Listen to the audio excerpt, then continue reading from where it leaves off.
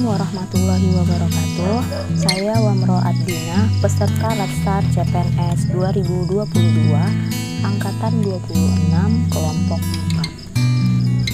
4. Learning journal pada hari ini yaitu analisis isu kontemporer.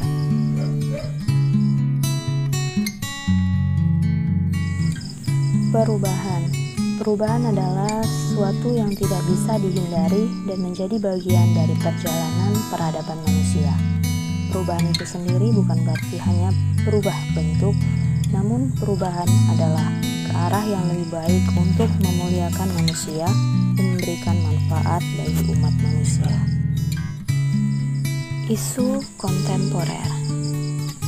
Isu kontemporer merupakan suatu pokok persoalan yang terjadi pada masa sekarang atau menjadi trending topik pada saat ini, menjadi solusi penyelesaiannya harus sesuai dengan masa sekarang, yaitu masa modern. Dikatakan juga isu kontemporer yaitu perubahan yang terjadi yang membutuhkan penanganan segera. Adanya perubahan itu dapat mengancam astagadra, sehingga harus ada penanganan segera dari pemerintah. Isu-isu strategis kontemporer. Yang dikatakan isu strategis jika isu tersebut memenuhi syarat, yaitu adanya data baik berbentuk kualitatif maupun kuantitatif, sehingga hal tersebut bukan termasuk hoax.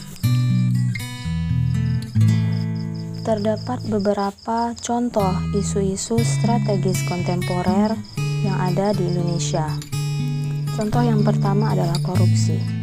Korupsi diartikan sebagai penyelewengan atau penyalahgunaan uang negara untuk keuntungan pribadi atau orang lain.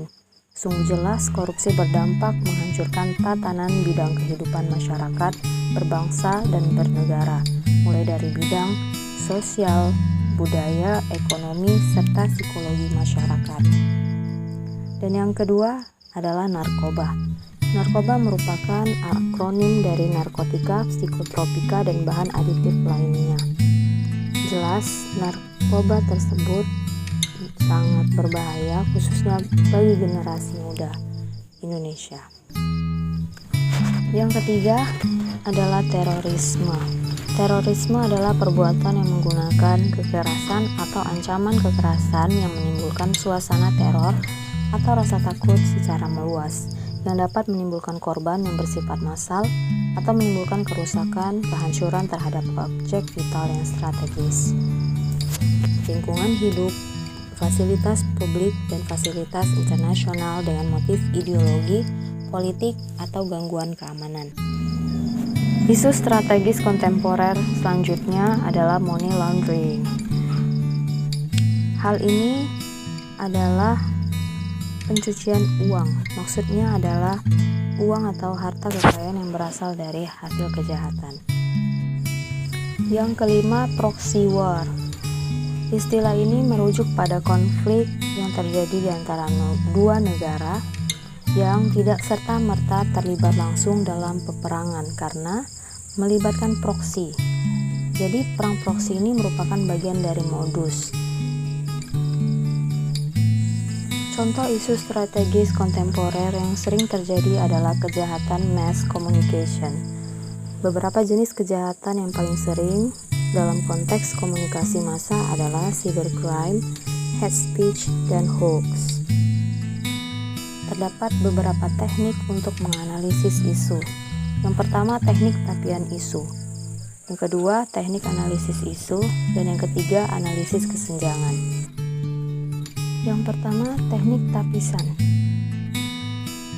Teknik tapisan isu yang maksudnya menetapkan rentang penilaian 1-5 pada kriteria aktual, kekhalayakan, problematik, dan kelayakan, atau disingkat dengan APKL. Alat bantu tapisan lainnya misalnya menggunakan kriteria USG dari mulai sangat USG atau tidak sangat USG. Teknik analisis isu. Yang pertama, mind mapping. Yang kedua adalah fishbone diagram. Dan yang ketiga adalah analisis SWOT. Demikianlah Learning Journal pada hari ini terkait dengan analisis isu kontemporer. Terima kasih. Wassalamualaikum warahmatullahi wabarakatuh.